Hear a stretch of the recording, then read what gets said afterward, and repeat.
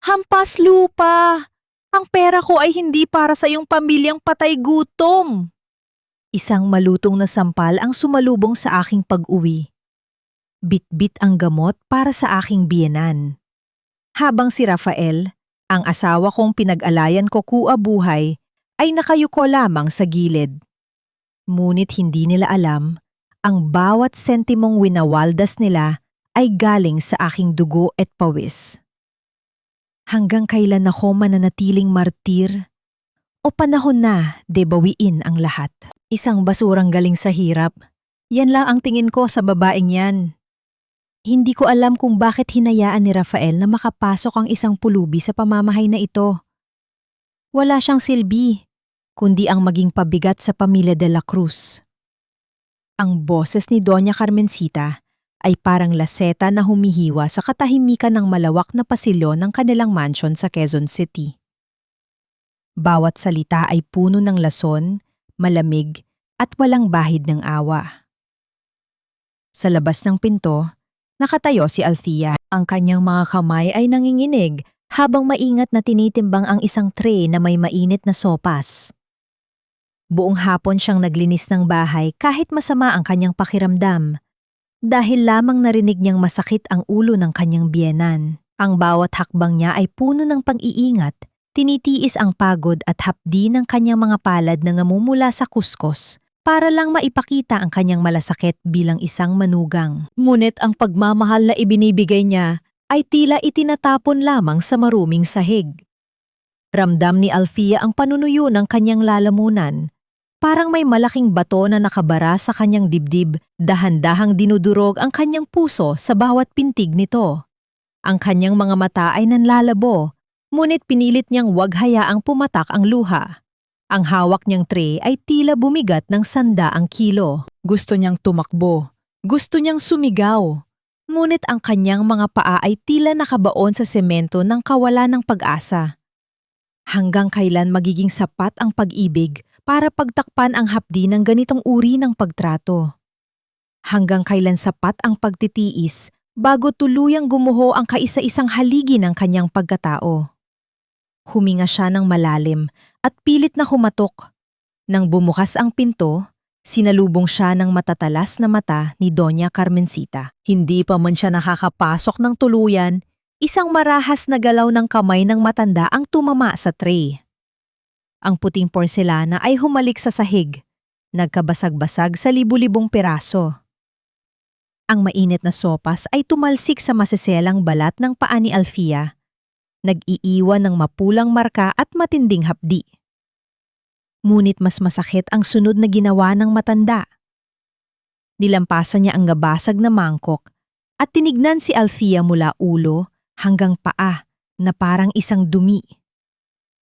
Linisin mo yan. At pagkatapos, siguraduhin mong hindi ka haharang-harang sa dadaanan ko. Nakakasuka ang pagmumukha mo. Wika ni Carmencita bago marahas na isara ang pinto ng kanyang silid. Althea knelt on the cold floor. Bawat piraso ng basag na porselana na pinupulot niya ay tila sumisimbolo sa kanyang pangarap na magkaroon ng pamilyang tatanggap sa kanya. Ang kanyang mga daliri ay nasugatan. Ang dugo ay humalo sa talsik ng sopa sa sahig. Ngunit wala siyang naramdamang pisikal na sakit. Ang lahat ng pandamaan niya ay nakatuon sa bigat sa kanyang dibdib. Nang matapos siya, dahan-dahan siyang pumasok sa kanilang silid ni Rafael. Umaasa siyang makakahanap ng kaunting kanlungan sa piling ng asawa. Ngunit ang bumungad sa kanya ay ang hitsura ni Rafael na tila pasan ang mundo, nakaupo sa gilid ng kama at nakahawak sa kanyang ulo. Habang inililigpit ni Althea ang gamit ni Rafael, may isang sobrang kulay dilaw ang nahulog mula sa ilalim ng unan ng asawa. Nang inginig ang kamay ni Althea nang buksan ito. Ang kanyang puso ay tila huminto sa pantibok nang mabasa ang nakasulat. Isang demand letter mula sa isang pautangan. At ang pangalang nakasulat bilang garantor ay hindi kay Rafael. Rafael? Ano ito? Bulong ni Althea, ang boses niya ay basag na basag. Napatingala si Rafael. Ang kanyang mga mata ay puno ng takot at pag-aalinlangan. Hindi siya makatingin ng diretso sa kanyang asawa. Althea, I had no choice. Kailangan ng kumpanya ng pondo.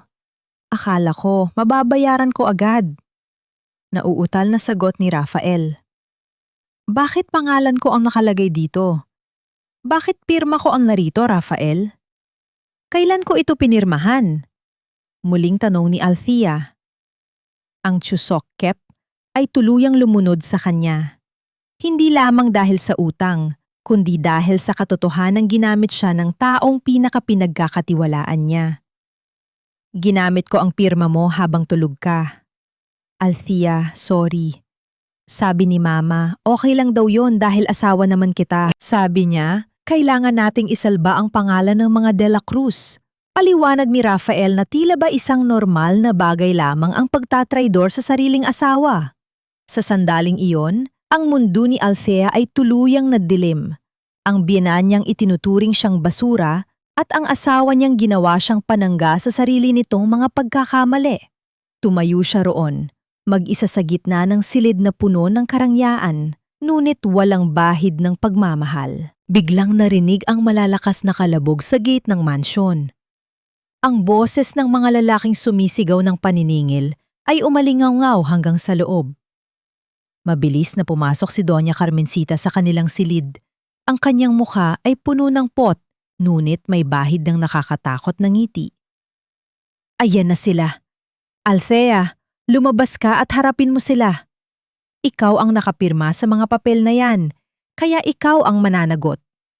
Huwag mong hahayaan na madungisan ang pangalan ng anak ko dahil sa pagkukulang mo, sigaw ng matanda habang itinutulak si Althea patungo sa pinto. Lumingon si Althea kay Rafael. Nagmamakaawa ang kanyang mga mata na protektahan siya nito.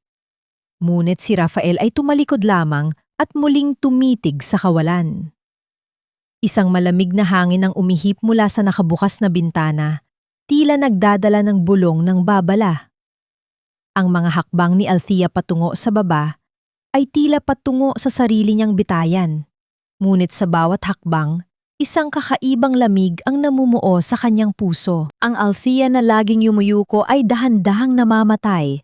At sa kanyang lugar, isang bagong anyo ng determinasyon ang nagsisimulang sumibol mula sa abo ng kanyang mga pangarap. Sino nga ba ang tunay na may utang sa pamilyang ito? At hanggang kailan, mananatiling lihim ang tunay na kapangyarihang hawak ng babaeng itinuring nilang alipin? Isang pirma lang, Althea. Isang pirma mo lang at matatapos na ang lahat ng gulo sa labas. Huwag mong sabihing mas mahalaga pa sa iyo ang kapirasong lupa sa probinsya kaysa sa kaligtasan at danggan ng asawa mo. Ang tinig ni Doña Carmencita ay parang isang madulas na ahas na pilit na pumupulupot sa leeg ni Althea. Nakaupo sila sa mahabang hapagkainan ng mansyon, kung saan ang mga mamahaling kubyertos ay tila kumikislap sa ilalim ng dambuhalang chandelier. Ngunit ang bawat ningning nito ay nagpapaalala kay Althea kung gaano siya kalayo sa mundong ito. Sa harap niya ay nakalatag ang isang dokumento, ang kasulatan ng pagsasanla sa tanging pamana ng kanyang yumaong ama, ang maliit na sakahan sa Batangas. Sa tabi niya, si Rafael ay tahimik na kumakain. Ang tunog ng kanyang tinidor na tumatama sa porselana ay ang tanging ingay na maririnig sa silid.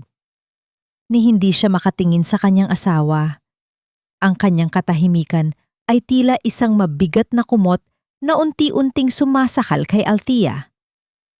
Dahan-dahang inabot ni Althea ang baso ng tubig. Ang kanyang mga daliri ay nanginginig pa rin mula sa insidente sa labas ng mansyon kanina. Ang kanyang mga paa na natalsikan ng mainit na sopas ay nagsisimula ng mamaga at kumirot sa loob ng kanyang tsinelas. Ngunit hindi niya ito iniinda. Mas masakit ang hapdi sa kanyang kalooban nang maalala ang hitsura ng mga lalaking naniningil kanina. Ang kanilang mga mapanirang tingin at ang bawat salitang binitawan nila na tila ba siya ay isang kriminal. Mama, yun na lang po ang natitira sa akin. Bulong ni Althea. Ang kanyang boses ay tila isang tuyong dahon na hinahangin. Ipinangako ko kay Papa na hindi ko pakikialaman ang lupang iyon. Iyon ang buhay niya. Isang mapait na tawa ang kumawala sa mga labi ni Doña Carmencita. Ibinaba niya ang kanyang baso ng wine nang may sadyang diin, sapat na upang marinig ang pag-alog ng kristal sa ibabaw ng mesa. Buhay? Althea, tignan mo ang paligid mo. Ang buhay na tinatamasa mo ngayon, ang pagkain sa harap mo, ang aircon na nagpapalamig sa'yo, ang apelidong De La Cruz na nagbibigay sa'yo ng proteksyon. Lahat ng yan ay dahil sa amin. Utang mo sa amin ang bawat hininga mo rito. At ngayon, kung kailan kailangan ka ng asawa mo, biglang nagiging madamot ka dahil sa isang lupang puro damo lang naman ang tumutubo. Tumingin si Althea kay Rafael, naghahanap ng kahit kaanting pagtatanggol. Rafael, sabihin mo naman kay Mama, hindi ba't sabi mo, aayusin mo ito? Sinabi mo sa akin na hindi tayo aabot sa ganito. Huminto si Rafael sa pagkain. Huminga siya ng malalim, ngunit nanatili ang kanyang paningin sa kanyang plato. Althea, please, just sign it. Para matapos na ang lahat ng ito. Makakabawi rin tayo kapag naging maayos na ang takbo ng kumpanya. Intindihin mo naman ako. Nahihirapan na rin ako. Ang bawat salita ni Rafael ay tila isang karayom na tumutusok sa puso ni Althea. Ang asawang pinagkatiwalaan niya, ang lalaking nangakong magiging katuwang niya sa hirap at ginhawa, ay mas pinili ang sariling kaginhawaan kaysa sa huling alaala ng kanyang ama. Nadama ni Althea ang pag-init ng kanyang mga mata, ang bawat patak ng luha na nagtatangkang kumawala ay pilit niyang pinipigilan. Bakit kailangang ako ang lagi magsakripisyo? Tanong ni Althea sa kanyang sarili habang ang kanyang isipan ay bumabalik sa mga gabing hindi siya nakakatulog para lamang tapusin ang mga reports ni Rafael o ang mga araw na tinitiis niya ang lahat ng pang-aalipusta ng kanyang binan para lamang mapanatili ang kapayapaan sa loob ng mansyon. Marahang hinawakan ni Althea ang kanyang lumang kwintas, ang tanging bagay na naisuot niya mula sa kanyang lumang buhay. Ang malamig na metal nito ay nagpapaalala sa kanya ng mga yakap ng kanyang ama. Ang mga yakap na puno ng pagmamahal at paggalang, mga bagay na tila isang malayo at malabong panaginip na lamang sa ilalim ng marangyang bubong na ito. Inilapag ni Doña Carmencita ang isang ballpen sa ibabaw ng dokumento. Ang tunog nito sa mesa ay parang isang hatol ng kamatayan para kay Althea. Pumirma ka na, Althea. Huwag mo nang hintaing mawalan ako ng pasensya. Alam mo naman kung gaano kabilis para sa akin na palayasin ka rito at iwanan ka sa lansangan ng walang kahit ano, di ba? Pagbabanta ng matanda, ang kanyang mukha ay tila isang maskara ng kalupitan. Bago pa man makasagot si Althea, naramdaman niya ang pagyanig ng kanyang cellphone sa loob ng bulsa ng kanyang apron. Isang lihim na takot ang sumapi sa kanya. Ngunit kasabay nito ay isang kislap ng kuryosidad. Sa gitna ng katahimikan ng hapunan, ang mahinang tunog ng bawat vibration ay tila isang malakas na hiyaw sa kanyang pandinig. Lihim niyang binuksan ang screen sa ilalim ng mesa. Isang mensahe mula sa isang numerong matagal na niyang hindi nakakausap, ngunit hindi niya kailanman nakalimutan. Ang mga agila ay hindi dapat nakakulong sa kulungan ng mga buwetre, Althea. Oras na para bawiin ang utang na hindi mo naman kailanman ginusto. Mag-ingat ka, dahil ang gabi ay malapit ng matapos. Lorenzo. Napakapit si Althea sa gilid ng kanyang upuan. Ang kanyang puso ay biglang tumibok ng mabilis, isang uri ng kaba na may halong hindi maipaliwanag na pag-asa. Lumingon siya sa kanyang biyenan na abala na sa pagkain ng steak at kay Rafael na tila lunod pa rin sa sariling kahihiyan. Sino nga ba ang tunay na Lorenzo sa buhay ni Althea? At ano ang ibig sabihin ng mensaheng tila isang babala at pangako ng paglaya? Ano na, Althea? Pipirma ka ba? O gusto mong tawagan ko ang iyong ama sa libingan para siya ang gumawa nito? Muling singhal ni Doña Carmencita Ang kanyang boses ay tila isang madilim na ulap na bumabalot sa buong silid. Dahan-dahang inabot ni Althea ang ballpen. Ang dulo nito ay dumampi sa papel, ngunit sa halip na pumirma, isang kakaibang liwanag ang kislap sa kanyang mga mata. Sa unang pagkakataon, hindi na siya natatakot sa dilim na bumabalot sa kanya. Hanggang kailan mo balak magpakamartir para sa mga taong wala namang ibang ginawa, kundi gamitin ka at ituring na parang basahan, Althea? Ang boses ni Lorenzo ay kasing talas ng isang labaha, pumuputol sa malamig na hangin sa loob ng maliit at tagon na coffee shop sa dulo ng kalsada. Nakaupo siya sa harap ni Althea. Ang kanyang mga mata ay puno ng pagkadismaya habang nakatingin sa kanyang pinsan, si Lorenzo, na nakasuot ng isang mamahaling suit na tila sumisigaw ng kapangyarihan, ay kabaligtaran ni Althea na basang-basa ng ulan at nakasuot lamang ng isang luma at kupas na jacket. Ramdam ni Althea ang bawat patak ng tubig na bumababa mula sa kanyang buhok, tila mga luhang hindi niya maipakita sa harap ng pinsan. Ang kanyang mga kamay ay mahigpit na nakakapit sa mainit na tasa ng kape, sinusubukang kumuha ng kaunting lakas mula sa init nito. Sa labas, ang ulan ay tila walang balak tumigil. Ang bawat patak nito sa salamin ng bintana ay lumilika ng isang malungkot na ritmo na sumasabay sa kanyang naguguluhang isipan. Kuya Lorenzo, kailangan ko lang ng tulong para kay Rafael. Ayokong mawala ang lahat sa kanila. Ipinangako ko kay Papa na aalagaan ko ang pagsasama namin. Bulong ni Althea. Ang kanyang boses ay nanginginig sa pagod at gutom. Isang malakas na buntong hininga ang kumawala kay Lorenzo. Your father didn't raise a slave, Althea. Pinanood ko ang pagpanaw ni Tito na ang tanging hiling ay ang makita kang masaya at respetado. Pero tignan mo ang sarili mo ngayon. You look so wasted. Hindi ka na makatingin ng diretso sa akin dahil alam mong tama ako. Ang pamilya De La Cruz ay mga linta na sumisip-sip sa kabaitan mo. Hindi nakasagot si Althea. Ang bawat salita ni Lorenzo ay tila isang salamin na nagpapakita ng katotohanang matagal na niyang itinatago sa kanyang sarili. Ang kanyang buhay sa mansion ay isang serye ng mga araw na puno ng panlalait, mga gabing puno ng luha, at isang asawang mas pinili ang katahimikan kaysa sa pagtatanggol sa kanya. Dahan-dahang inilabas ni Lorenzo ang isang tseke mula sa kanyang pitaka. Inilapag niya ito sa mesa. Ang puting papel ay tila nagliliwanag sa ilalim ng madilim na ilaw ng shop. Ito ang perang kailangan mo para pambayad sa utang ni Rafael. Sapat na ito para patahimikin ang mga asong naniningil sa inyo. Pero Althea, makinig ka ng mabuti. Ang perang ito ay may kondisyon. Tumingala si Althea. Ang kanyang mga mata ay puno ng pag-aalinlangan. Anong kondisyon, kuya? Ibibigay ko ito sa'yo bilang isang pautang mula sa pamilya Marquez. Pero sa oras na pirmahan mo ang tseke na ito, kailangan mong tanggapin ang katotohanang hindi ka lang basta asawa ni Rafael de la Cruz. Ikaw ay isang Marquez. At bilang isang Marquez, kailangan mong mangako na ito na ang huling beses na hahayaan mong tapakan kanila. Sa susunod na saktan kanila, kukuha ka ng lakas sa perang ito para lumaban.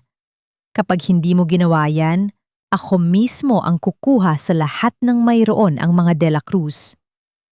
Nanginginig ang kamay ni Althea nang abutin niya ang tseke. Ang halagang nakasulat doon ay higit pa sa inaasahan niya. Ito ang kalaya ang kailangan ni Rafael. Ngunit alam ni Althea na ito rin ang magiging mitsa ng isang mas malaking gulo sa sandaling malaman ng kanyang binan kung saan nanggaling ang pera. Salamat, Kuya Lorenzo. Babayaran ko ito. Pangako. Wika ni Althea habang maingat na inilalagay ang tseke sa loob ng kanyang maliit na pitaka. Huwag ka sa akin magpasalamat, Althea. Magpasalamat ka sa sarili mo dahil pinili mong iligtas ang asawa mo kahit na hindi niya iyon karapat-dapat. But remember my warning. A storm is coming. And I will not be there to hold the umbrella for you next time. Tumayo na si Lorenzo at lumabas ng cafe. Iniwan si Althea na mag-isa sa gitna ng katahimikan. Nanatili siyang nakaupo doon ng ilang minuto. Pinapakiramdaman ang bigat ng lihim na daladala niya. Sa kanyang isipan, nakikita niya ang mukha ni Rafael, ang mukhang minahal niya ng buong puso. Ngunit, unti-unti nang nagiging banyaga sa kanya. Nang lumabas si Althea ng cafe, ang ulan ay tumilanan ng bahagya. Isang itim na sasakyan ang dahan-dahang huminto sa tapat niya.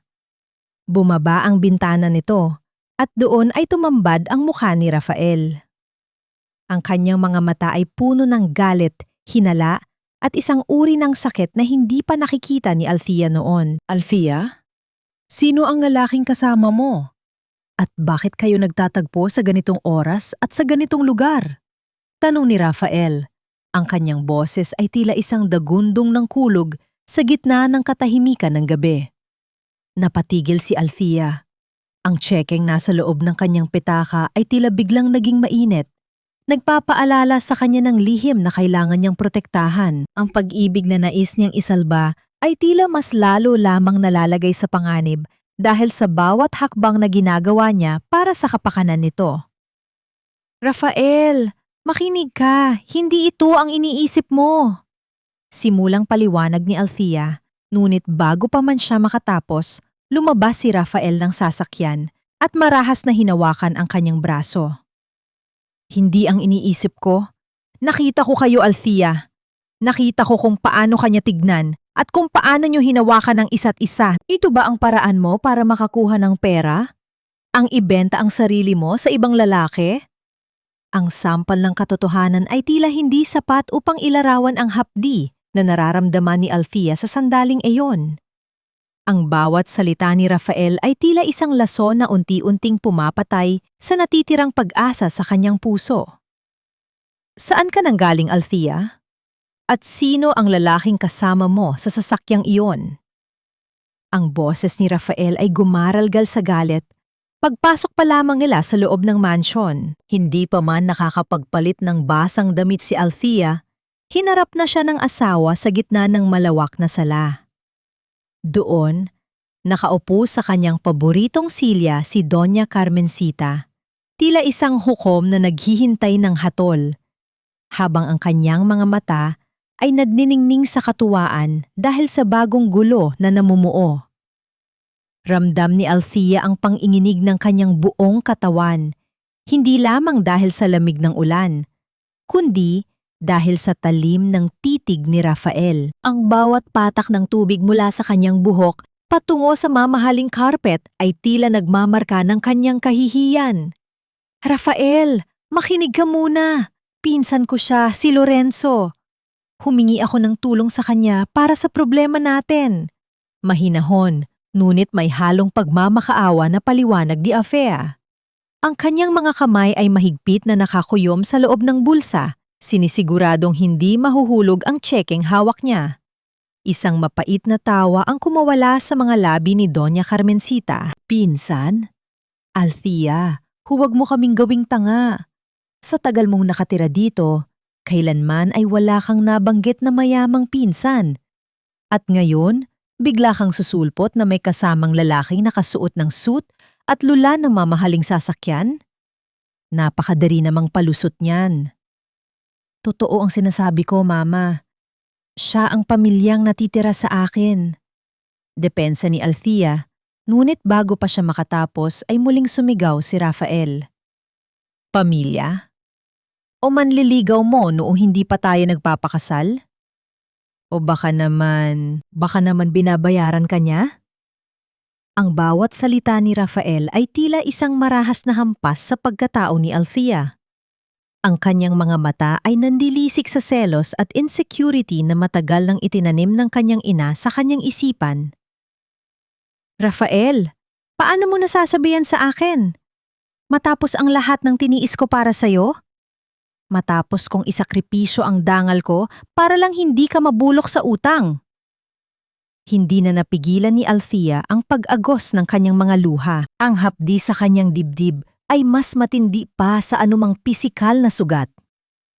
Dangal? May dangal pa ba ang babaeng nakikipagkita sa ibang lalaki sa gitna ng gabi sa isang liblib na lugar? Singhal ni Rafael. Lumapit siya kay Althea. Ang kanyang paghinga ay mabigat at puno ng poot. Sabihin mo ang totoo, Althea. Magkano ang ibinayad niya sa iyo para sa gabing ito?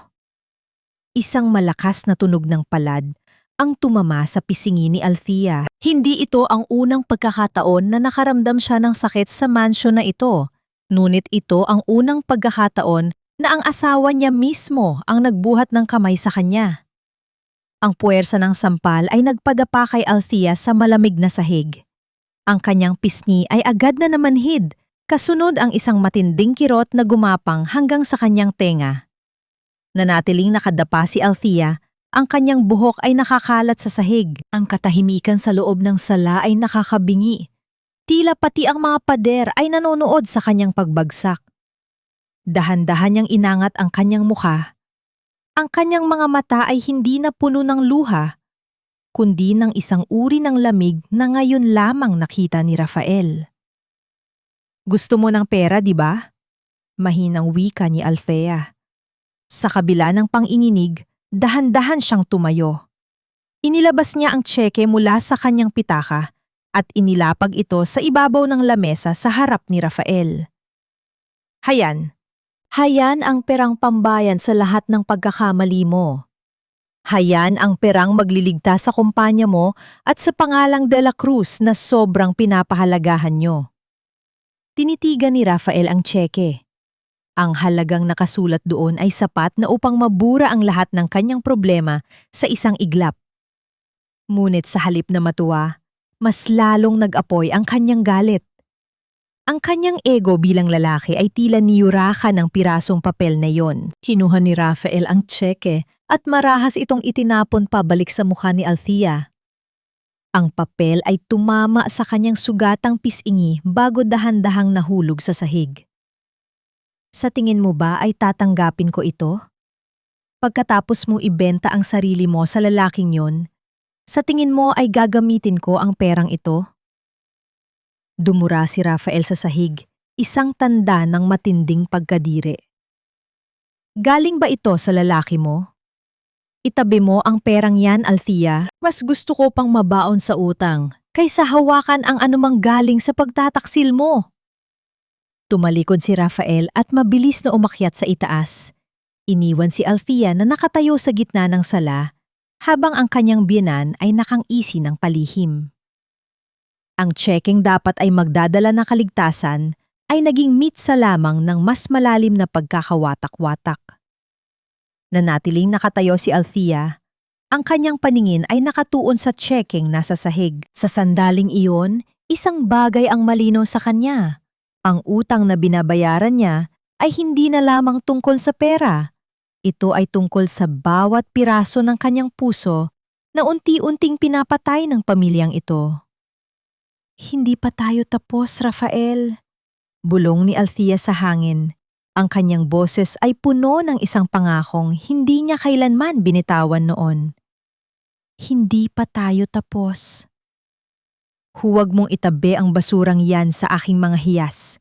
Baka mahawa ang kinang ng aking mga bisita sa kanyang pagkamura. Ang boses ni Doña Carmencita ay umalingaw-ngaw sa gitna ng malaking ballroom ng mansion, sapat na upang marinig ng ilang mga kamag-anak na kasalukuyang nagbubulungan sa gilid. Suot ang kanyang dambuhalang terno na puno ng mga kumukutitap na diamante. Hinarap niya si Althea na noon ay kasisipot pa lamang sa itaas ng hagdan. Ang bawat hakbang ni Althea ay tila paglalakad sa ibabaw ng mga bubog. Suot niya ang isang simpleng puting gown na gawa sa seda, ang tanging formal na damit na ibinigay sa kanya ni Rafael noon kanilang kasal. Ang gabi ay para sa pagdiriwang ng anibersaryo ng pamilya De La Cruz, isang pagtitipon ng mga pinakamayayamang angkan sa Quezon City. Ang amoy ng mga mamahaling bulaklak at imported na pabango ay humahalo sa malamig na hangin mula sa mga aircon. Ngunit para kay Althea, ang bawat hininga ay tila puno ng alikabok ng paghamak. Ang mga ilaw mula sa dambuhalang chandelier ay tila mga mapanghusgang mata na sumusunod sa bawat kilos niya. Mama, please. Huwag dito. Maraming tao. Mahinang pakiusap ni Alfia. Ang kanyang pisingi na sinampal ni Rafael kagabi ay natatakpan ng makapal na make-up. Ngunit ang kirot sa loob ng kanyang puso ay hindi kayang itago ng anumang kolorete. Bakit? Natatakot kang malaman nila na ang asawa ni Rafael ay isang pulubing. Walang alam gawin kundi ang magdala ng malas sa pamilyang ito. Isang mapang uyam ng ngiti ang namutawi sa mga labi ng matanda. Tinalikuran niya si Alfia at naglakad patungo sa gitna ng bulwagan. Bit-bit ang baso ng mamahaling champagne na tila ba hawak niya ang buong mundo. Sa isang sulok, nakita ni Alfia si Rafael. Guwapo ito sa kanyang suot na taksido, ngunit ang kanyang mga mata ay walang buhay. Hawak niya ang isang baso ng alak at nakikipagtawanan sa ilang mga negosyante. Tila ba nakalimutan na niya ang marahas na gabing dumaan? Nang magtama ang kanilang mga paningin, mabilis na umiwas si Rafael. Ang kanyang katahimikan ay tila isang pader na mas matayog pa sa bakod ng kanilang mansyon. Dahan-dahang lumapit si Alfia kay Rafael. Sa gitna ng maraming tao, ang ugali niya bilang isang asawa ang nanghibabaw. Inayos niya ang kurbata ni Rafael na bahagyang tumagilid. Isang golden moment ng pagmamahal na tila automatiko na sa kanyang sistema, kahit na ang taong nasa harap niya ay ang mismong taong sumira sa kanyang tiwala. Naramdaman ni Alfia ang bahagyang pang-atras ni Rafael nang dumampi ang kanyang mga daliri sa leeg nito. Isang reaksyong tila diring-diri sa kanyang paghawak. Huwag dito, Alfia. Maraming nakatingin. Ayokong isipin nila na okay tayo. Malamig na bulong ni Rafael bago muling uminom ng alak. Tumalikod si Alfia. Ang kanyang mga kamay ay nanginginig sa gilid ng kanyang gown. Sa sandaling yon, ang tinig ni Doña Carmencita ay muling narinig. Sa pagkakataong ito ay sa ibabaw ng entablado, hawak ang mikropono. Mga kaibigan, mga mahal sa buhay. Bago tayo magpatuloy sa ating hapunan, nais ko sanang ibahagi ang isang lihim na tagumpay ng aming pamilya. Wika ng matanda, ang kanyang boses ay puno ng kislap ng tagumpay. Sa kabila ng mga pagsubok, ang pamilya de la Cruz ay nananatiling matatag. At kahit may mga taong pilit na bumubuta sa aming bangka, para kami ay lumubog. Mga taong galing sa putik na pilit nating nililinisan, kami ay hindi matitinag. Tumingin ang lahat kay Alfia. Ang bawat titig ay tila isang turo ng daliri. Ramdam ni Alfia ang pag-init ng kanyang mukha. Gusto niyang sumigaw. Gusto niyang ilabas ang tseke ni Lorenzo at ipakita sa kanilang lahat kung sino ang tunay na nagligtas sa kumpanya ni Rafael. Ngunit bago pa siya makakilos, ang malalaking pintuan ng ballroom ay biglang bumukas. Walang anunsyo, walang babala. Ang tunog ng mga pintong bumabangga sa pader ay tila isang pagsabog sa gitna ng marangyang tugtugin. Isang lalaki ang pumasok. Ang bawat hakbang niya sa marmol na sahig ay nagpapaalingaw ng isang awtoridad na hindi matatawaran. Si Lorenzo Marquez. Hindi siya nakasuot ng pangbisita. Nakasuot siya ng isang itim na trench coat. Ang kanyang mukha ay seryoso at walang emosyon. Sa kanyang likuran ay dalawang lalaking nakasuot na may hawak na mga folder. Ang presensya niya ay tila isang itim na tinta na kumalat sa isang malinis na papel. Napatigil ang tugtugin. Ang mga bulungan ay napalitan ng isang nakakabinging katahimikan. Ang bawat hininga sa loob ng silid ay tila naging mabigat. Sino ka? At anong karapatan mong pumasok sa aking pagdiriwang ng walang imbitasyon? Sigaw ni Doña Carmencita mula sa entablado. Ang kanyang mukha ay namumula sa galit. Hindi sumagot si Lorenzo sa matanda. Sa halip, ang kanyang mga mata ay dumiretso kay Alfia na nakatayo sa gilid, tila isang nawawalang bata sa gitna ng baha. Pagkatapos, tumingin siya kay Rafael na noon ay tila estatwa sa pagkakatayo. Hindi ako napunta rito para sa inyong imbitasyon, Doña Carmencita. Wika ni Lorenzo. Ang kanyang boses ay malamig at malalim, umaalingaw-ngaw sa bawat sulok ng ballroom. Nandito ako para sa isang paniningil, isang utang na matagal ng overdue at isang katotohanang matagal nyo ng pilit na ibinabaon sa ilalim ng inyong mga diamante. Inilabas ni Lorenzo ang isang dokumento mula sa kanyang bulsa at itinaas ito upang makita ng lahat. Ang gabi ng inyong pagdiriwang ay tapos na dahil simula sa sandaling ito, ang bawat hiningang nilalang nyo sa loob ng mansyon na ito ay may katapat na halaga na pagmamay-ari na ng pamilya Marquez. Lumingon si Carmencita kay Althea, ang kanyang mga mata ay nanlilisik sa pot. Ikaw ang nagdala sa kanya rito, di ba? Ikaw na babae ka. Ngunit si Althea ay hindi na tumungo. Sa unang pagkakataon, inangat niya ang kanyang ulo at sinalubong ang galit ng kanyang binan. Ang kanyang katahimikan ay hindi natanda ng takot, kundi ng isang paparating na unos, isang pirasong papel. Sa tingin mo ba ay matatakot mo ako sa isang pirasong papel na galing sa isang lalaking hindi ko naman kilala? Ang tinig ni Doña Carmencita ay pumailan lang sa gitna ng ballroom, puno ng pangungutya at kawalan ng respeto. Mabilis niyang inagaw ang dokumento mula sa kamay ni Lorenzo bago pa man ito makalapit ng tuluyan. Ang kanyang mga mata ay nanlilisik sa galit, ang bawat ugat sa kanyang leeg ay bumabakat habang nakatingin siya kay Althea na tila ba ito ang pinakamalaking pagkakamali sa kanyang buhay. Mama, huwag niyo pong gawin yan. Yan ang magliligtas sa atin. Mahinang pakiusap ni Althea. Ang kanyang mga kamay ay nanginginig sa takot at pag-asa. Ang bawat tibok ng kanyang puso ay tila isang tambol na nagbababala ng isang paparating na trahedya. Lumingon siya kay Rafael. Nagmamakaawa ang kanyang mga mata. Rafael, sabihin mo sa kanya. Sabihin mo na kailangan natin ang tulong na ito. Ngunit si Rafael ay nanatiling estatwa sa kanyang kinatatayuan. Ibinaba niya ang kanyang paningin sa kanyang mga sapatos. Tila, mas mahalaga ang kinang ng mga ito kaysa sa kaligtasan ng kanyang asawa. Ang kanyang katahimikan ay tila isang malalim na hukay na unti-unting lumalamon sa natitirang pag-ibig ni Althea para sa kanya. Ang hangin sa loob ng ballroom ay tila naging malapot, mahirap lang hapin, puno ng amoy ng nagbabadyang gulo. Isang marahas na tunog ng napupunit na papel ang bumasag sa katahimikan. Sa harap ng lahat ng bisita, dahan-dahang pinunit ni Doña Carmencita ang dokumento. Ang bawat pagpunit ay tila isang hiwa sa puso ni Althea. Ang mga piraso ng papel ay nagliparan sa hangin bago dahan-dahang nahulog sa paanan ni Althea, tila mga puting talulot ng isang patay na bulaklak. Tanga ka ba? Pera mo ay pera ng asawa mo rin. Sigaw ni Doña Carmencita. Ang kanyang boses ay tila isang malakas na sampal sa buong pagkatao ni Althea.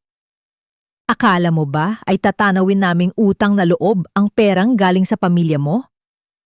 Kung matapang ka, tawagin mo ang tatay mo para siya ang maningil. Pero ayon sa balita, matagal na siyang nabulok sa lupa kasama ng kahirapan niyo. Ang bawat salita ay tila isang lason na dumadaloy sa mga ugat ni Althea. Ang pagbanggit sa kanyang ama ay ang huling hangganan. Nadama ni Althea ang isang matinding init na gumagapang mula sa kanyang talampakan hanggang sa kanyang muka. Ang kanyang mga kamao ay nakakuyom ng mahigpit. Ang kanyang mga kuko ay bumaon sa kanyang palad hanggang sa makaramdam siya ng hapdi. Ngunit, ang hapdi na yon ay wala pa sa kalingkingan ng sakit na idinudulot ng kanyang biyenan. Hindi ko kailangan ang pera. Gusto ko lang ang respeto. Wika ni Lorenzo sa isang malamig at kalmadong tono, ngunit ang kanyang mga mata ay nagbababala ng isang panganib na hindi kayang arukin ni Carmencita. Ngunit ang matanda ay tila nawala na sa katinuan dahil sa kayabangan. Humakbang siya palapit kay Althea. Ang kanyang mukha ay halos ilang pulgada na lamang ang layo. Ang amoy ng kanyang mamahaling pabango ay tila naging nakakasuka para kay Althea. Respeto? Sa isang katulad mo?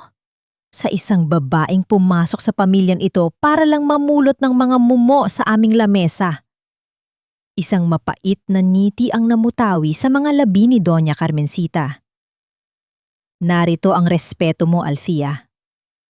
Mabilis na itinaas ni Carmencita ang kanyang kamay at isang malutong na sampal ang tumama sa kaliwang pisingi ni Althea. Ang lakas ng impact ay nagpalingon sa ulo ni Althea sa kabilang panig. Ang tunog ng palad na tumama sa balat ay umalingaw-ngaw sa buong ballroom, sinusundan ng isang nakakabinging katahimikan mula sa mga bisita. Ramdam ni Althea ang pag-init ng kanyang pisingi, ang panunuot ng alat ng dugo sa loob ng kanyang bibig mula sa kanyang labing bahagyang pumutok. Ang bawat segundo ay tila bumabagal. Ang kanyang paningin ay nanlalabo, ngunit sa gitna ng kadiliman, nakita niya ang imahe ng kanyang ama sa kanyang isipan. Ang kanyang amang tinuruan siyang maging matiisin, ngunit tinuruan din siyang huwag hayaang mawala ang kanyang dangal. Dahan-dahang itinaas ni Althea ang kanyang kamay upang punasan ang dugo sa kanyang labi.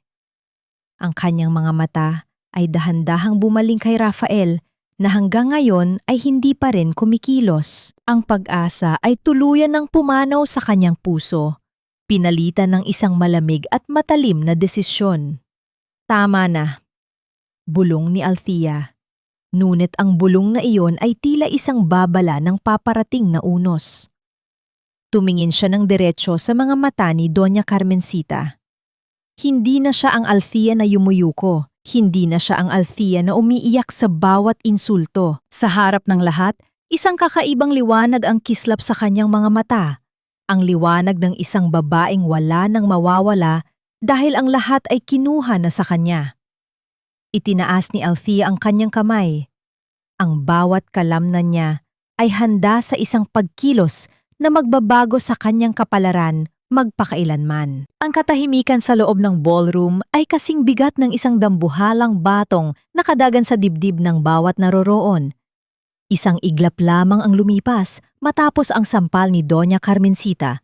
Ngunit bago pa man makabawi ng hininga ang matanda, mabilis na humangin ang kamay ni Althea. Hindi ito isang mahinang pangtapik. Ito ay isang ganti na nagmula sa kailaliman ng mga taon ng pagtitiis, mula sa bawat gabing iniyak niya sa dilim at mula sa bawat insultong ipinalo niya sa kanyang dangal. Ang palad ni Althea ay tumama ng buong lakas sa kanang pising ni Doña Carmencita. Ang impact ay sapat na upang mapaatras ang matanda, muntik nang mawala ng balanse kung hindi lamang siya agad na salo ng kanyang mga alalay. Ang tunog ng balat na tumama sa balat ay umalingaw-ngaw sa bawat sulok ng marangyang silid. Tila isang pagsabog na bumasag sa lahat ng pader ng pagkukunwari. Ang mga hiyas sa leeg ni Carmencita ay kumalansing sa marahas na paggalaw ng kanyang ulo. Ano? Anong ginawa mo? Gumaralgal ang boses ni Carmencita. Ang kanyang kamay ay nakahawak sa namumulang bahagi ng kanyang mukha habang ang kanyang mga mata ay nanlilisik sa hindi makapaniwalang pagkabigla. Dahan-dahang ibinaba ni Althea ang kanyang kamay, hindi siya nanginginig. Sa unang pagkakataon, ang kanyang mga balikat ay diretsyo at ang kanyang paningin ay matalas. Tinunasan niya ang dugo sa sarili niyang labi gamit ang likod ng kanyang palad. Isang malamig na ngiti ang sumilay sa kanyang mga labi na tila ba isang anghel na nagising mula sa isang mahabang bangungot. Iyan ay para sa tatay ko. Wika ni Althea. Ang kanyang boses ay kalmado, ngunit may dalang bigat na tila isang hatol. At ang susunod ay para sa akin. Rafael! Rafael, nakita mo ba yon? Papayag ka ba na saktan ng babaeng yan ang iyong ina sa harap ng lahat? Sigaw ni Carmencita. Ang kanyang boses ay puno ng isterya habang pilit na humahanap ng kakampi. Ngunit bago pa makapagsalita si Rafael, Isang malakas na tunog ng pagbagsak ng baso ang bumasag sa eksena. Si Rafael ay nakatayo sa tabi ng mesa. Ang kanyang mukha ay kasing puti ng papel. Ang kanyang mga kamay ay nakakuyom hanggang sa mamuti ang kanyang mga knuckles. Sa isang marahas na galaw, hinampas niya ang mesa, dahilan upang magtalbugan ang mga mamahaling kubyertos at mabasag ang isang pitsel ng tubig. Tama na!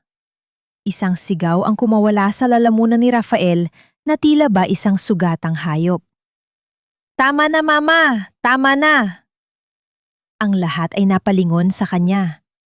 Si Rafael, ang masunuring anak, ang lalaking kailanman ay hindi nagtaas ng boses sa kanyang ina, ay humaharap mayon kay Doña Carmencita nang may mga matang puno ng sakit at pagsisisi. Anong tama na? Rafael, sampalin mo siya! Palayasin mo siya!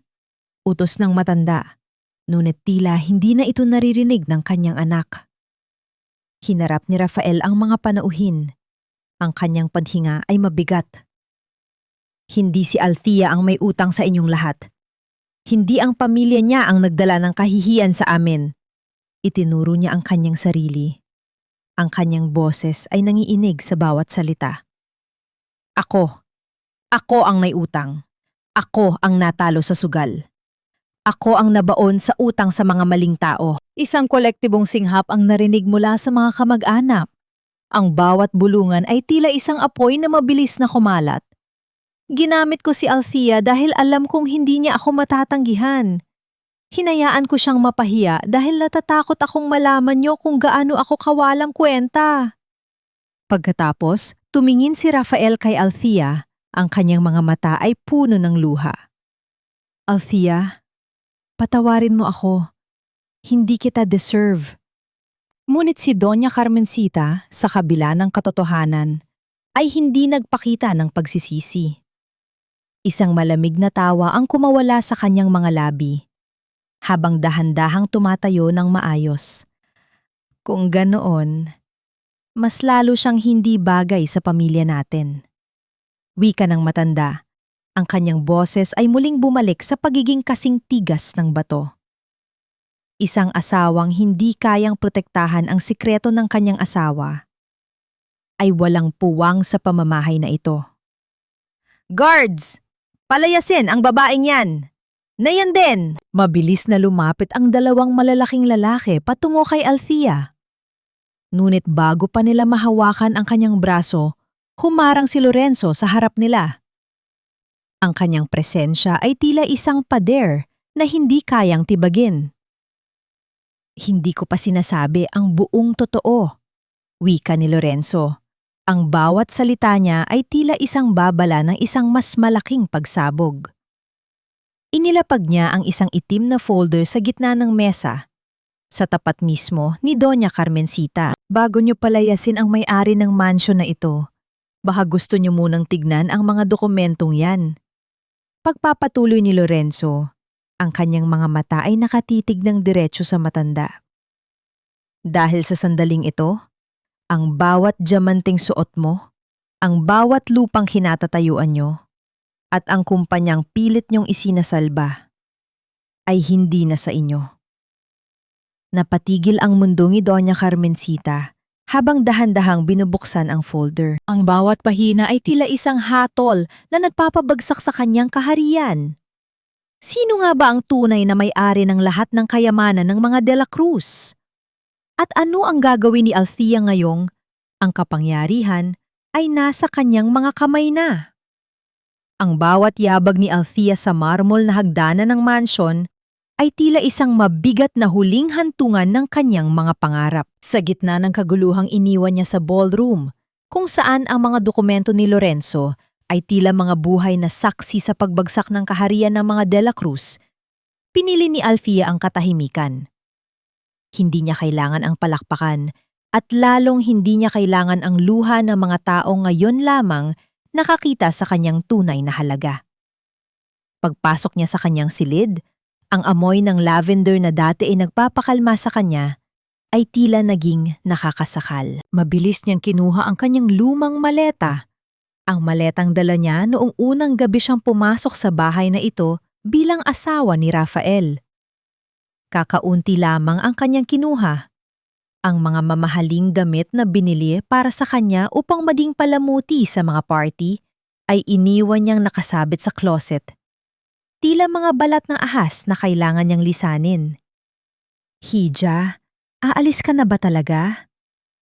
Isang mahinang tinig ang pumutol sa katahimikan. Nakatayo sa pinto si Aling Rosa, ang matandang tagapangsilbi na siyang tanging naging sandigan ni Althea sa mga panahong tila ang buong mundo ay laban sa kanya. Ang mga mata ni Aling Rosa ay puno ng luha. Ang kanyang mga kamay na magaspang dahil sa pagtatrabaho ay nanginginig habang hawak ang isang maliit na balot ng pagkain. Kailangan ko na pong huminga, Aling Rosa, bulong ni Althea. Huminto siya sa pag-iimpake at lumapit sa matanda. Hinawakan niya ang mga kamay nito. Isang golden moment ng dalawang kaluluwang pinagbuklod ng hirap at malasakit. Salamat po sa lahat. Kayo lang ang nakakita sa akin bilang tao rito. Inabot ni Aling Rosa ang balot kay Althea. Mag-iingat ka, Althea. Ang labas ng mansyon na ito ay malupit, pero mas malupit ang manatili sa loob kung ang puso mo naman ay unti-unting namamatay. Tandaan mo ang turo ng tatay mo. Ikaw ay isang ginto, at ang ginto ay mas kumikinang kapag idinadaan sa apoy. Isang mahigpit na yakap ang namagitan sa kanila bago tuluyang lumabas si Althea ng silid. Ngunit sa dulo ng pasilyo, nakaharang si Rafael. Ang kanyang tuksido ay gusot-gusot na, ang kanyang buhok ay gulo, at ang kanyang mga mata ay mapula sa labis na pag-iyak at pag-inom. Nang makita niya ang maleta ni Althea, tila muling gumuho ang kanyang mundo. Althea, please, huwag kang umalis. Pagsusumamo ni Rafael. Sinubukan niyang hawakan ang kamay ni Althea, ngunit marahang umiwas ang babae. Alam ko, nagkamali ako. Duwag ako. Pero mahal kita. Ayusin natin ito. Na yung alam na ni Mama ang totoo, magbabago na ang lahat. Tumingin si Althea ng diretso sa mga mata ni Rafael. Wala na siyang naramdamang galit, tanging isang malalim at malamig na pagod. Rafael, hindi nagbago ang lahat dahil nalaman niyo ang totoo. Nagbago ang lahat dahil hinayaan mang mangyari ito. Wika ni Althea, ang kanyang boses ay matatag, ngunit puno ng pait. Ang pag-ibig na walang tapang ay isang kulungan lamang. Pinili mong manatiling bata sa ilalim ng saya ng iyong ina at pinili mong panuurin akong mawasak para lang hindi ka masaktan. Hindi mo ako mahal, Rafael. Mahal mo lang ang ideya na may isang taong laging nandyan para sa'yo kahit gaano ka pa kawalang kwenta. Althea, gagawin ko ang lahat. Sasama ako sa'yo. Iiwan ko ang mansyon na ito. Sigaw ni Rafael, ang kanyang boses ay puno ng desperasyon. Huli na, Rafael. Ang mansyon na ito ay hindi na sa inyo, pero ang kalayaan ko ay matagal ko nang ibinayad sa inyo ng dugo at luha. Huwag mo na akong sundan. Habang pababa si Althea, sinalubong siya ng matatalas na salita ni Doña Carmencita na nakatayo sa paanan ng hagdan. Kahit talunan na sa mga dokumento, ang kanyang kapalaluan ay hindi pa rin nababawasan. Umalis ka. Akala mo ba ay nanalo ka na dahil sa mga papel na yan? Sisiguraduhin kong sa bawat sulok ng Maynila, walang tatanggap sa'yo. Sisirain ko ang pangalan mo hanggang sa magmakaawa kang bumalik dito para lang sa isang pirasong tinapay. Sigaw ng matanda. Ang boses nito ay parang isang baliw na pilit na kumakapit sa kapangyarihang unti-unti nang naglalaho. Hindi na lumingon si Althea. Lumabas siya ng dambuhalang pinto ng mansyon.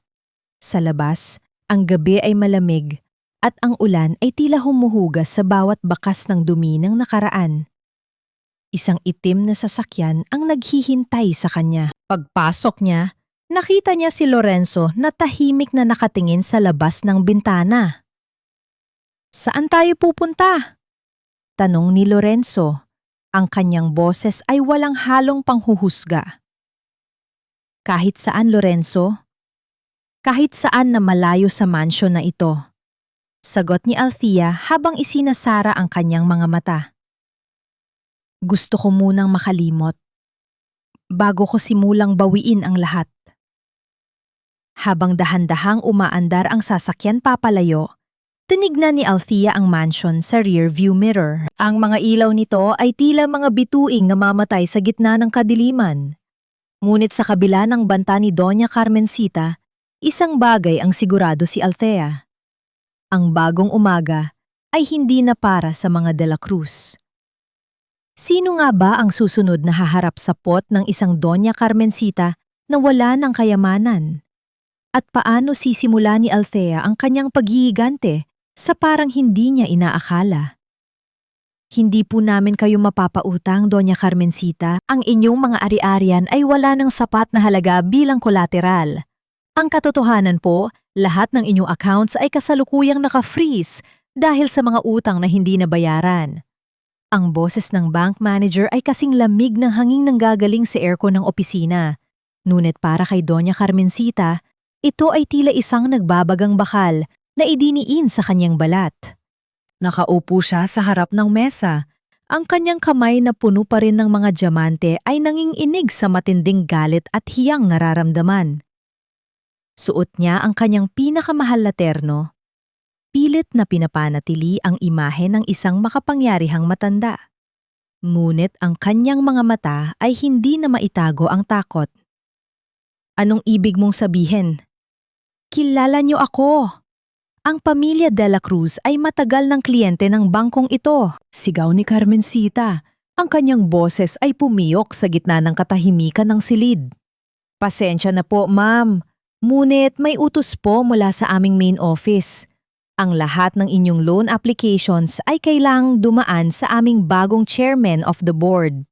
Siya po ang may huling say sa lahat ng malalaking transaksyon sa ilalim ng Marquez Group of Companies, ang kumpanyang nakabili sa inyong mga utang. Habang nagaganap ang eksenang ito sa bangko, sa kabilang bahagi ng lungsod, sa loob ng isang matayob na gusali sa Makati, nakatayo si Althea sa harap ng isang dambuhalang bintana. Ang tanawin ng buong Metro Manila ay nakalatag sa kanyang paanan. Ang mga ilaw ng mga sasakyan ay tila mga gintong ilog na dumadaloy sa gitna ng kadiliman. Hindi na siya ang babaeng nakasuot ng apron at may mga kamay na amoy bawang. Ngayon, suot niya ang isang eleganteng navy blue power suit na sadyang tinahi para sa kanya. Ang kanyang buhok ay maayos na nakastyle at ang kanyang mukha ay nagpapakita ng isang uri ng kapayapaan na bunga ng matagal na paghilom. Sa kanyang tabi, nakatayo si Lorenzo, tila isang tapat na bantay na handang sumunod sa bawat utos ng bagong reyna. Handa ka na ba, Althea? Ang bawat pirasong kinuha nila sa iyo ay dahan-dahan nang bumabalik. Wika ni Lorenzo, ang kanyang boses ay puno ng pagmamalaki. Dahan-dahang hinawakan ni Althea ang isang maliit na frame sa kanyang mesa. Isang larawan ng kanyang ama na may simpleng ngiti. Ito ang kanyang golden moment. Sa gitna ng karangyaan, ang tanging bagay na nagpapatatag sa kanya ay ang alaala ng pagmamahal ng kanyang ama. Hindi ito tungkol sa pera, Kuya Lorenzo. Tungkol ito sa pagtatama ng mali. Tungkol ito sa pagpapakita sa kanila na ang dangal ay hindi nasusukat sa kapal ng pitaka. Nabalik lamang ang kanyang diwa nang marinig ang tunog ng pagbukas ng pinto. Pumasok ang kanyang sekretarya, ang mukha ay seryoso. Chairman Althea, narito po si Doña Carmencita de la Cruz. Nagpipilit po siyang makita ang CEO ng Marquez Group. Sabi po niya ay hindi siya aalis hanggat hindi niya nakakausap ang taong nag-reject sa kanyang loan. Isang manipis na ngiti ang sumilay sa mga labi ni Althea. Tumingin siya kay Lorenzo na tila ba nagkakaintindihan sila sa isang sulyap lamang. Papasukin siya, utos ni Althea. Paglipas ng ilang sandali, bumukas ang pinto at pumasok si Doña Carmencita. Ang matanda ay tila isang sugatang leon. Ang kanyang mukha ay puno ng pag-aalipusta habang tinitignan ang paligid ng opisina. Nasaan ang inyong chairman? Nais ko siyang makausap ng mukhaan. Wala siyang karapatang bastusin ang pangalan ng mga De La Cruz. Sigaw ng matanda habang naglalakad patungo sa gitna ng silid. Dahan-dahang inikot ni Althea ang kanyang swivel chair. Ang kanyang mga mata ay sinalubong ang nanlilisik na tingin ni Carmencita. Sa sandaling yon, ang katahimikan sa loob ng opisina ay naging kasing bigat ng isang paparating na unos. Napatigil si Carmencita. Ang kanyang bibig ay bumukas, ngunit walang tunog na lumabas. Ang kanyang mga kamay ay marahas na kumapit sa kanyang handbag. Ang kanyang mga tuhod ay tila naging malambot na parang jelly. Althea? Bulong ng matanda, ang kanyang boses ay puno ng hindi makapaniwalang takot. Magandang umaga, Doña Carmencita. Wika ni Althea, ang kanyang tinig ay kasing lamig ng yelo at kasing talas ng diamante. Narinig ko pong may kailangan kayo sa akin. Sabi niyo kanina, kailangan niyong makausap ang taong humahawak sa inyong kapalaran. Nareto na ako. Ano po ang maitutulong ko sa inyo? Ang muy kim ng boses ni Althea ay tumusok ng malalim sa puso ni Carmencita. Ang babaeng dati ay tinatapakan niya, ang babaeng itinuring niyang basura ay siya palang may hawak ng susi sa kanyang kaligtasan. Hanggang kailan kaya tatagal ang kapalaluan ng isang taong wala ng kahit ano? At ano ang pakiramdam ng isang reyna na nakikita ang kanyang kaaway na unti-unting lumuluhod sa kanyang paanan? Hindi maaari.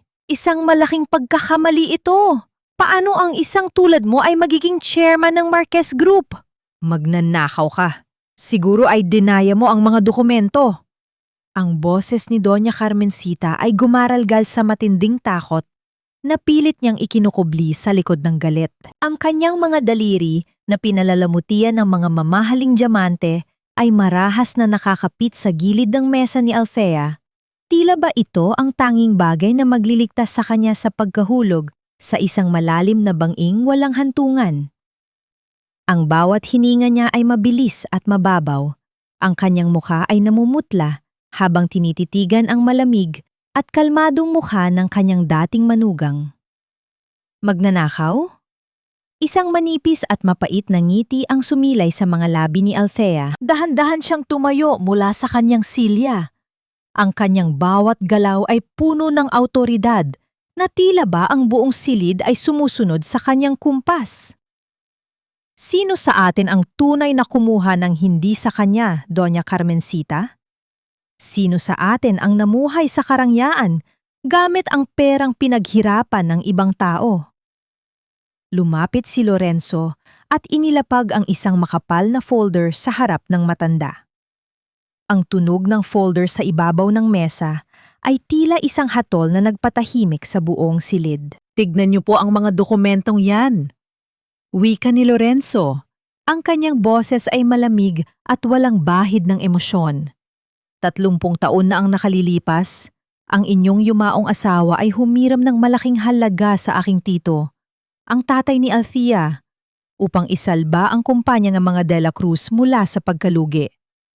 Ang mansyon na tinitirhan niyo ngayon, ang bawat lupang kinatatayuan ng inyong mga negosyo, ay ginamit niyo bilang kolateral. Nanginginig ang mga kamay ni Carmencita habang binubuksan ang folder. Ang bawat pahina ay naglalaman ng mga pirma at selyo na hindi maikakaila.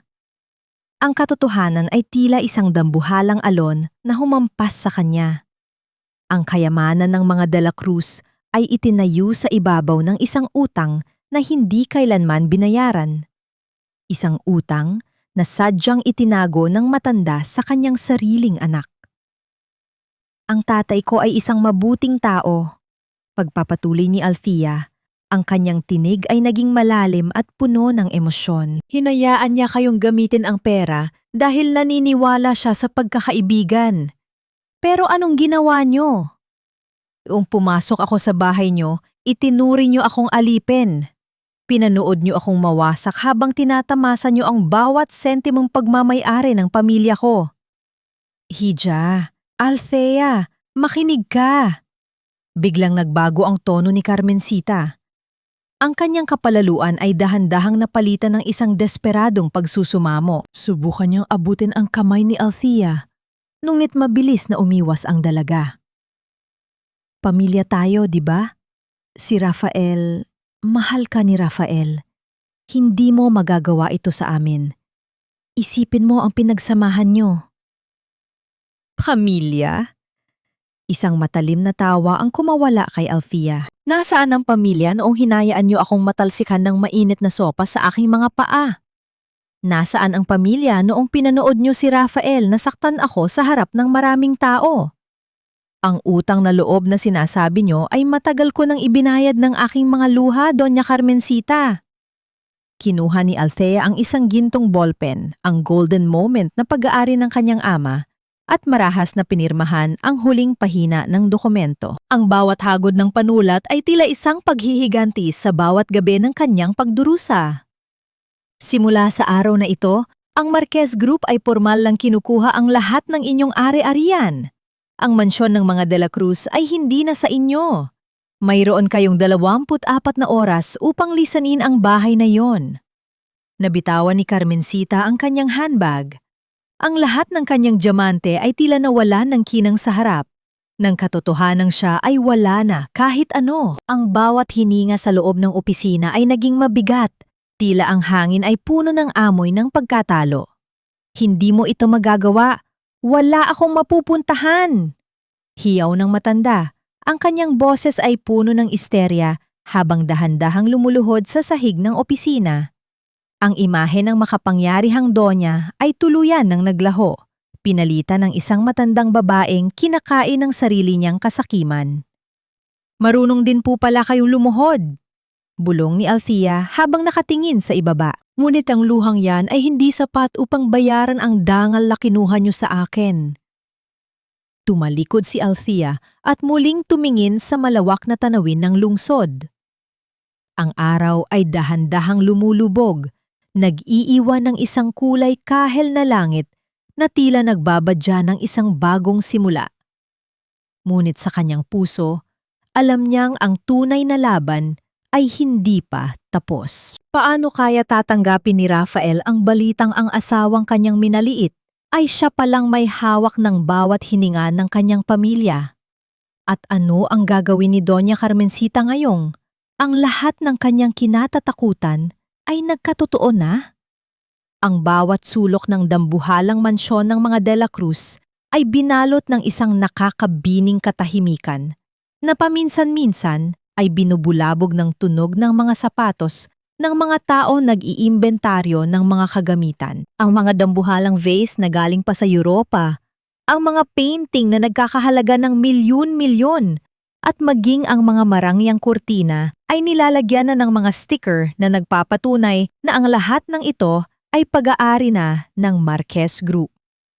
Sa gitna ng malawak na sala, nakaupo si Doña Carmencita sa sahig, nakasandal sa paanan ng kanyang paboritong silya. Ang kanyang buhok na dati ay maayos na nakastyle ay gulo-gulo na, at ang kanyang mga mata ay tulala habang pinapanood ang bawat hakbang ng mga trabahador. Hawak-hawak niya ang kanyang jewelry box, mahigpit na nakayakap dito na tila ba ito ang huling piraso ng kanyang pagkatao na ayaw niyang bitawan. Hindi niyo ito pwedeng kunin. Akin ito. Pinaghirapan namin ito.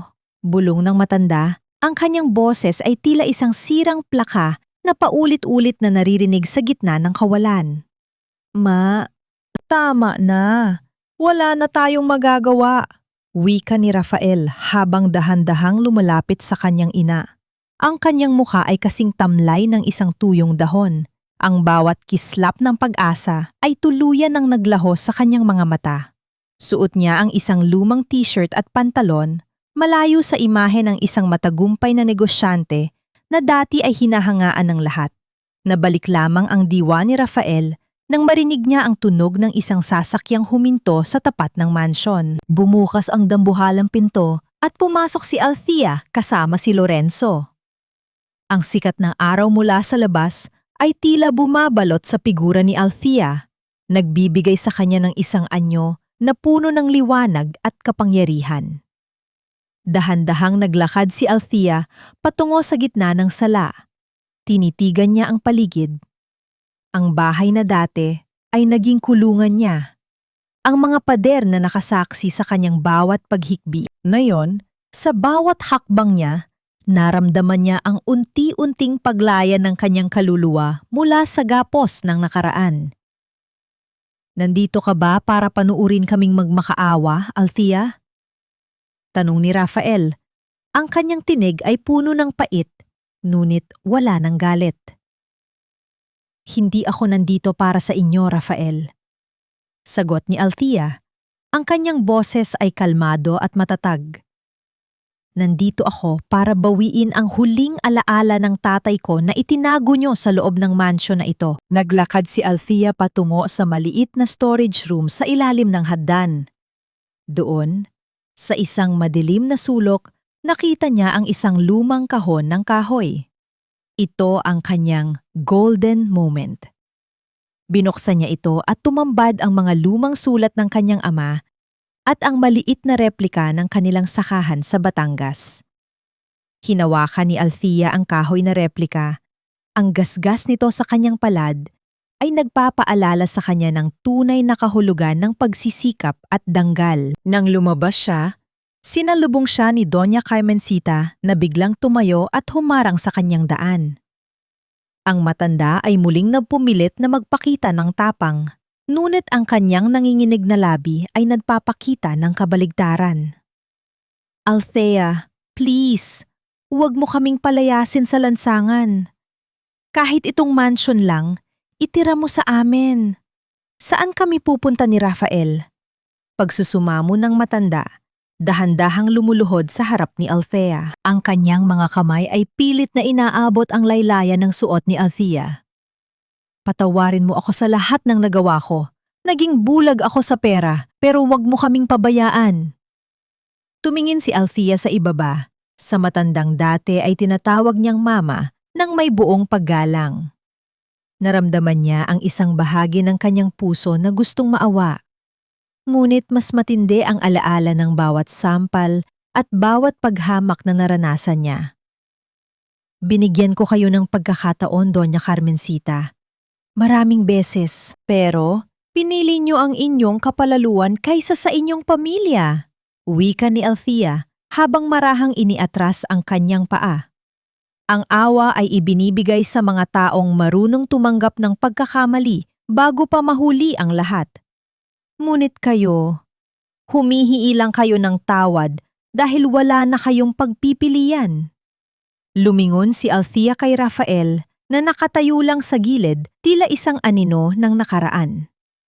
Rafael, hindi kita kinamumuhian.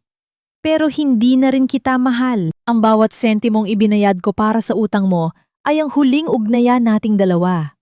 Simula ngayon, malaya ka na. At malaya na rin ako. Lumabas si Althea ng mansyon nang hindi na muling lumingon. Sa kanyang likuran, maririnig ang istrikong iyak ni Doña Carmencita habang tinatawag ang kanyang pangalan. Ngunit ang tunog na iyon ay tila isang malabong bulong na lamang sa hangin.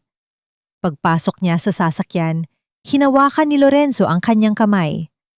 Tapos na ang lahat, Althea. Ano ang plano mo ngayon? Babalik ako sa Batangas, Lorenzo. Sagot ni Althea habang nakatingin sa malayo. Gusto kong itayo muli ang sakahan ni Papa. Gusto kong mabuhay sa isang lugar kung saan ang bawat hininga ay amoy kalayaan, hindi amoy utang at kasakiman.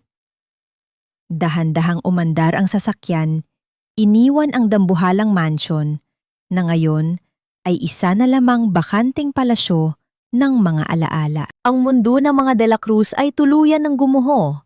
Ngunit sa gitna ng mga guho, isang bagong buhay ang nagsisimulang sumibol para sa babaeng itinuring nilang alipin. Ano kaya ang naghihintay kay Althea sa kanyang pagbabalik sa kanyang pinagmulan? At makakamit nga ba niya ang tunay na kapayapaan matapos ang lahat ng unos na kanyang pinagdaanan? Ang simoy ng hangin sa Batangas ay amoy basang lupa at sariwang dahon ng kape, Isang samyo na matagal ng pilit na binubura ng polusyon at ingay ng lungsod sa alaala ni Alfia. Nakatayo siya sa gitna ng malawak na sakahan na dati ay pagmamay-ari ng kanyang ama. Suot ang isang simpleng puting blusa at maong na pantalon. Ang kanyang mga kamay, na dati ay nanginginig sa takot sa bawat sigaw ni Doña Carmencita, ay abala ngayon sa paghawak sa mga punla ng kape na muli niyang itinatanim sa lupang naging saksi sa kanyang paglaki. Ito ang kanyang golden moment. Ang pakiramdam ng malamig na lupa sa kanyang mga daliri ay tila isang haplos ng pagpapala mula sa kanyang yumaong ama.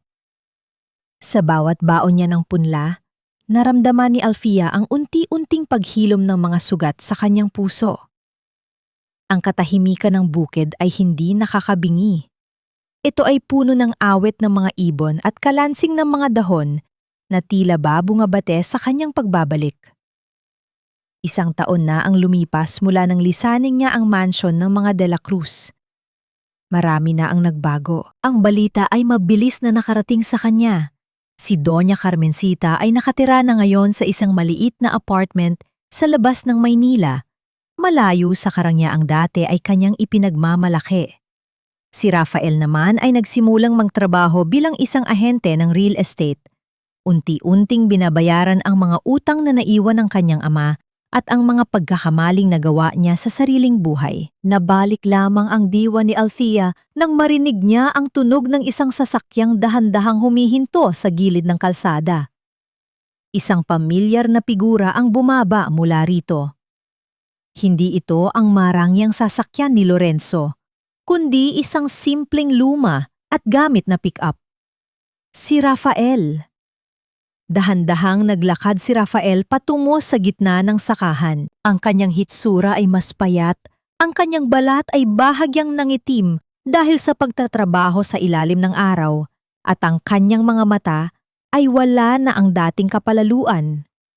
Huminto siya ilang metro ang layo kay Alfia, tila natatakot na baka ang kanyang presensya ay muling magdala ng dilim sa maliwanag na mundo ng babae. Alfia, bulong ni Rafael, ang kanyang boses ay puno ng pag-aalinlangan. Hindi ako nareto para manggulo. Gusto ko lang sana itong ibigay sa'yo. Inabot ni Rafael ang isang maliit na sobre. Nang buksan ito ni Alfia, tumambad ang unang hulog ng bayad ni Rafael para sa perang ginamit ni Alfia upang isalba ang kumpanya noon. Hindi ito malaking halaga, ngunit para kay Alfia, ito ay simbolo ng isang lalaking natututo ng tumayo sa sarili niyang mga paa. Salamat, Rafael, wika ni Alfia. Ang kanyang tinig ay kalmado at walang bahid ng pot. Hindi mo na kailangang gawin ito. Pero tinatanggap ko dahil alam kong kailangan mo itong gawin para sa sarili mong danggal. Althea, kamusta ka na? Tanong ni Rafael. Ang kanyang mga mata ay nakatitig sa mukha ni Althea na ngayon ay mas lalong kuminang dahil sa kaligayahan. Mukhang nahanap mo na ang hinahanap mo. Nahanap ko na ang sarili ko, Rafael. Sagot ni Althea habang nakatingin sa malawak na tanawin. Matagal kong inakalang ang kaligayahan ay ang pagsisilbi sa ibang tao, kahit na sinasaktan na nila ako. Pero mali pala ako. Ang tunay na kaligayahan ay ang pagmamahal sa sarili at ang pagkakaroon ng kapayapaan na walang sinumang pwedeng kumuha.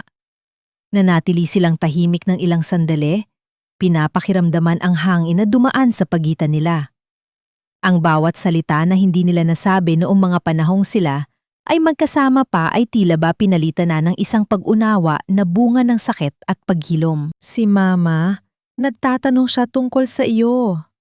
Mahinang wika ni Rafael.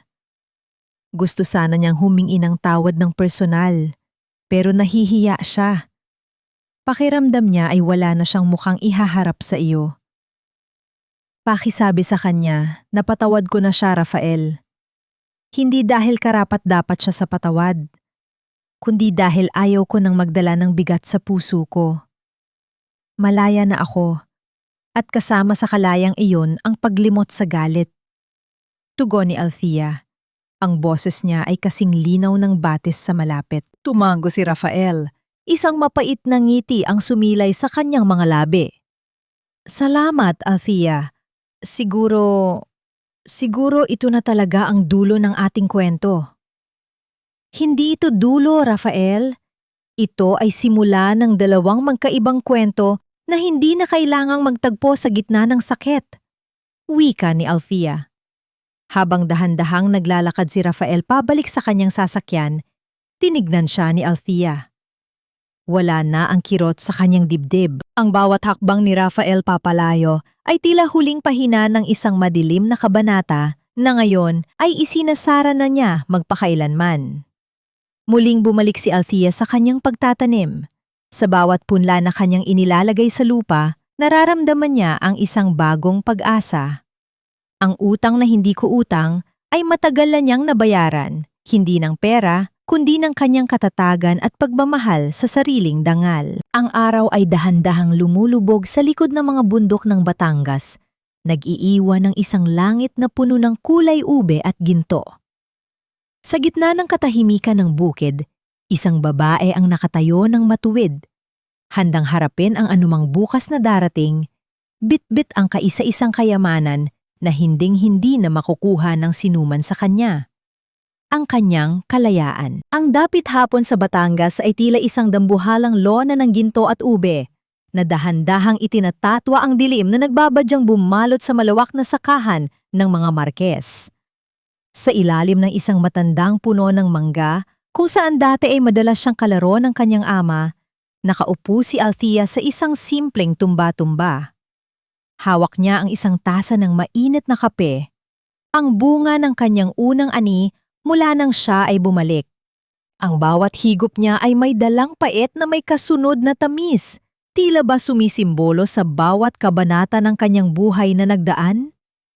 1 taon at kalahati na ang lumipas mula nang lisanin niya ang mansyon ng mga De La Cruz. Ang mga balita mula sa Maynila ay tila mga malalayong bulong na lamang sa hangin. Nabalitaan niyang si Doña Carmencita ay natututo ng mamuhay ng payak sa isang maliit na bayan sa Laguna, malayo sa mga diamante at kumukutitap na chandelier na dati ay nagpabulag sa kanyang pagkatao. Si Rafael naman ay patuloy sa kanyang pagsisikap. Balita ni Lorenzo ay isa na itong nangungunang ahente sa kanyang kumpanya. Dahan-dahang binubuo ang sariling pangalan nang walang tulong ng yaman ng pamilya. Napanggiti si Althea habang pinapanood ang mga manggagawa sa bukid na masayang nagliligpit ng kanilang mga kagamitan. Ito ang kanyang golden moment. Ang makitang muling sumisibol ang buhay sa lupang minahal ng kanyang ama ay higit pa sa anumang halaga ng salapi na nasa kanyang bank account. Ang utang na hindi ko utang ay matagal na niyang ibinaon sa limot. Napagtanto niya na ang tanging tunay na utang na mayroon siya ay ang utang sa kanyang sarili. Ang utang na maging masaya at pahalagahan ang sariling dangal. Dahan-dahang lumapit sa kanya si Lorenzo, bitbit ang ilang mga dokumento, ngunit agad din itong ibinaba nang makita ang kapayapaan sa mukha ng kanyang pinsan. Mukhang ayaw mo nang pag-usapan ang negosyo ngayong hapon, Althea. Biro ni Lorenzo habang nauupo sa tabi niya. Ang tunay na negosyo ko ngayon, kuya, ay ang pagpapanatili ng katahimikan ng aking puso. Tugon ni Althea nang may malambing na tawa. Salamat sa lahat. Kung hindi dahil sa'yo, makahanggang ngayon ay nakakulong pa rin ako sa palasyong kristal na yon. Wala akong ginawa, kundi buksan ang pinto, Althea. Ikaw ang naglakas loob na lumabas. Sagot ni Lorenzo. Ang kanyang mga mata ay puno ng paghanga sa babaeng nasa harap niya. Habang ang huling sinag ng araw ay dahan-dahang naglalaho sa abot tanaw, naramdaman ni Althea ang isang malalim na pakiramdam ng kaganapan. Ang kanyang paglalakbay mula sa pagiging isang martir na asawa patungo sa pagiging isang matatag at malayang babae ay ganap na. Wala na ang pait, wala na ang puot. Ang natira na lamang ay ang dalisay na pasasalamat sa bawat unos na dumaan. Dahil kung hindi dahil sa mga iyon, hindi niya matatagpuan ang sikat ng araw na ngayon ay nagbibigay liwanag sa kanyang bagong simula.